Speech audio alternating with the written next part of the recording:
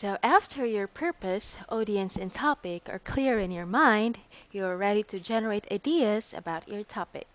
First, let's explore your thoughts about the topic.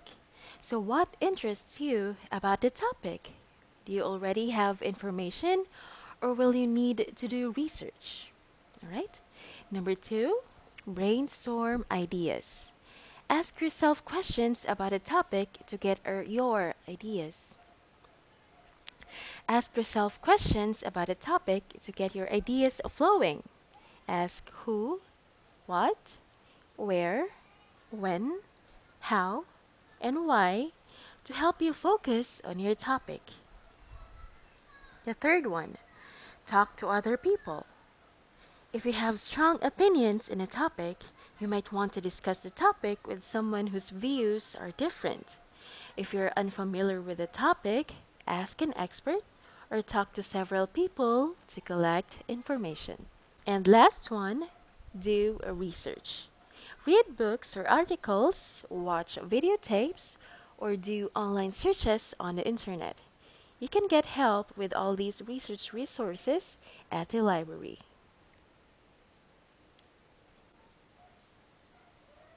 Okay, let's go to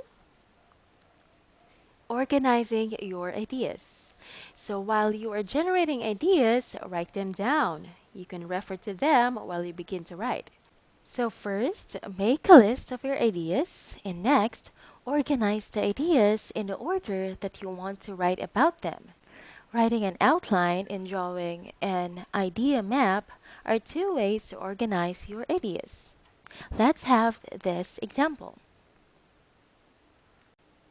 So for example, you have a topic, which is how to use a library. All right? And you have written down a few notes. Okay? You have the main desk in which you can seek help from the staff or you can also read a few pamphlets. And you also have the services offered by the library. You have the books, the periodicals, and references. Now, let's see a sample outline to organize your ideas. As you can see, your outline should be organized just like this one. So for the main desk, we have the staff, which are the librarians, and we also have the pamphlets. And for finding books, we can find books using the card catalog, the electronic catalog or e-catalog, and we also have the books displayed on shelves. And next we have periodicals. We can locate magazine articles and newspaper articles through the periodicals. And lastly, we have the reference section. So in the reference section, we have types of reference materials and how to use the reference materials. And for a sample idea map, let's take a look about a given topic, which is again, how to use the library. So let's have the main desk here. And under the main desk, we have the staff and the pamphlet, just like our outline. Okay. And next we have finding books. And under finding books, we have the books on shelves and the card and electronic catalog. And for the third one, we have the periodicals, of course, and magazines and newspaper articles. And for the last one, we have the reference section. Under the reference section, we have how to use the reference section or the reference materials and the types of reference materials. So that's it for the idea map. But before we proceed to the second step in the writing process, I want you to brainstorm and list your ideas for this topic. What are the advantages or disadvantages of a small or large family? I want you to write an outline to organize your ideas, then make an idea map. Which way of organizing ideas works best for you? So you're going to submit your answers in the Google Classroom. Writing the first draft. So this is the second step in the writing process. So in step one of the writing process, you created a plan for what you are going to write, right? And in step two, you will follow your plan and write the first draft. Any ideas about what a first draft is? It is actually the first version of your piece or your paper. Sometimes you'll need to write two or three drafts before a piece or a paper is final. So with each draft, you will improve your paper. Okay? So when writing the first draft, the main goal is to get your ideas on paper in an organized way. So you have to choose words and develop sentences that best express your ideas. Don't worry about perfect word choice, spelling, and punctuation at this stage because we will work it out later in the writing process. So the first draft or your paper will have several paragraphs. Each paragraph will have a topic, sentence, and supporting details. So I think you're already familiar with the topic sentence states the main idea that you will develop in the paragraph, and the supporting details are sentences that relate to the main idea. So let's start with writing topic sentences. All right? So the first topic sentence you write is an opening statement that tells you the main idea of the entire paper. It tells the reader your purpose for writing the essay. So if you write a good opening statement, you can refer back to it as you continue writing to make sure you have not drifted away from your points. Okay? So a good opening statement should be a clearly written summary of the main idea. It should be general enough to introduce the points you will cover in the rest of the paper.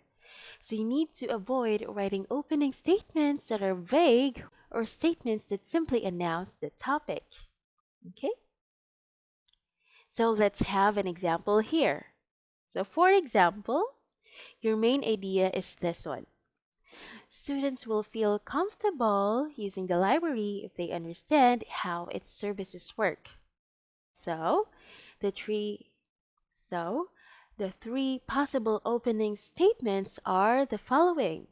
First, you have this essay,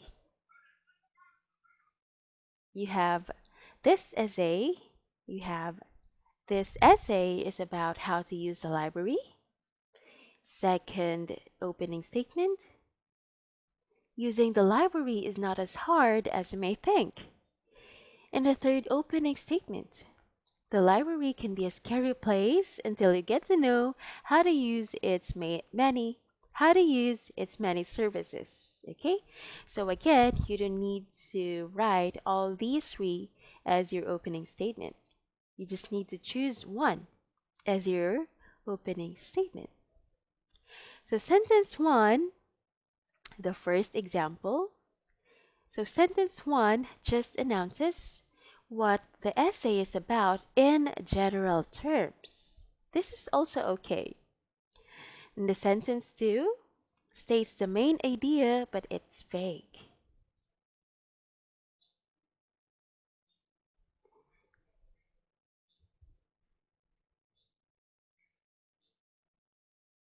All right. All right. All right. So these three sentences are the possible opening statements. So let's try or let's observe the first sentence. This essay is about how to use the library. So do you think it's okay to write this sentence as your opening statement? Mhm.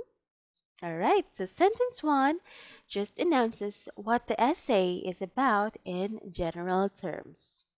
Okay, let's try sentence 2. Using the library is not as hard as you may think.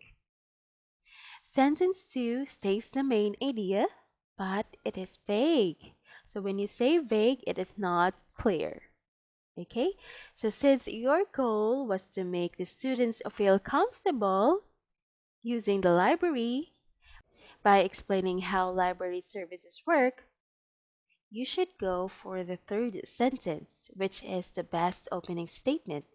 So the third sentence is: the library can be a scary place until you get to know how to use its many services. So as you have observed, the third sentence is more related to the topic given, right? Okay, let's try some more examples. Okay, so let's try number one. The topic is the case against gun control. So we have three opening statements here, and I want you to choose the best opening statement for the given topic. Let's start with letter A. Owning guns is a constitutional right of all Americans. Letter B. Some people want gun control, but many others don't. Letter C. I am going to write about gun control. Okay,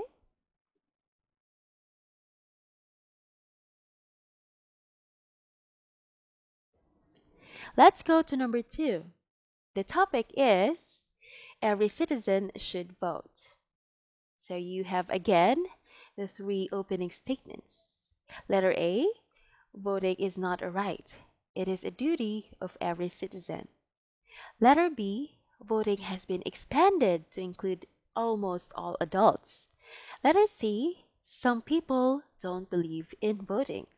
So again, you need to choose the best opening statement that is related to the topic. And let's have the last number, number three. The topic is avoiding sun exposure. Let's see what is the best opening statement for this topic. Letter A. Many people like to spend hot summer days outside. Letter B. You don't have to stay inside to avoid the danger of too much sun. Letter C. There are all kinds of sunscreens on the market. You're going to write your answers on the comment section below. Let's go to developing supporting details. So your outline or idea map, that one that we discussed earlier, will guide you through the main points of the essay. As you get to each main point, begin a new paragraph. Each paragraph in an essay has a topic sentence and other sentences that support the topic sentence. You can write several types of detailed sentences to support a topic sentence. Okay? So details may be statements of facts or reasons that prove or disprove a point. And details could also be examples that explain or prove a main idea. These could also be listed in time order according to the order in which they occur, or order of importance, from the most important to the least important, or from the least important to the most important. And details could show cause and effect, how one thing causes another thing to happen. And lastly, details could show compare or contrast to show how things are alike or different. So as you write paragraphs, use several types of details to support your topic sentences. Okay? So we have a sample essay here, and I want you to tell the main point for each paragraph. Let's take a look at the first paragraph. The library can be a scary place until you get to know how to use many services. The basic services in a central community college are the main information desk, the card catalog, the electronic catalog, the periodical section, and the reference section. So which do you think is the main point here? Let's see. All right, so we have the first sentence as our main point. How about the second paragraph? Let's read. The main information desk is staffed by a professional librarian and an assistant librarian. They will answer any questions you have about how to use the library. They also have pamphlets that explain how to use all the library services. So, which do you think is the main point in this paragraph? Let's see. Alright, so it's the first sentence. The main information desk is staffed by a professional librarian and an assistant librarian. Alright, so let's go to the third paragraph. Let's read. The card catalog and the electronic catalog are the basic tools for finding library books. These catalogs list all the books in a library.